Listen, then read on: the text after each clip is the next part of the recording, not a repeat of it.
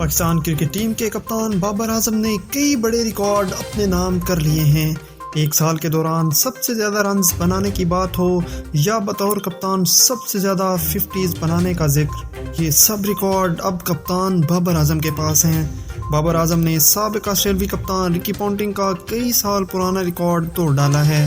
رکی پونٹنگ نے 2005 میں بطور کپتان انٹرنیشنل کرکٹ میں 24 بار 50 سے زائد رنز بنا کر یہ ریکارڈ بنایا تھا، مگر اب بابر اعظم نے سال 2022 میں بطور کپتان انٹرنیشنل کرکٹ میں 25 بار 50 سے زیادہ رنز بنا کر یہ ریکارڈ بھی اپنے نام کر لیا ہے۔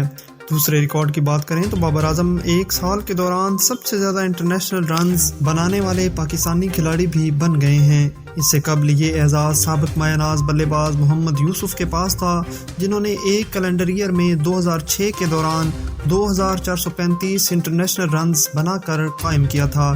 اب کپتان بابر اعظم نے سال 2022 میں 2436 انٹرنیشنل رنز بنا کر ریکارڈ توڑ ڈالا ہے، اور اب وہ ایک سال میں سب سے زیادہ انٹرنیشنل رنز بنانے والے پاکستانی کھلاڑی بن گئے ہیں۔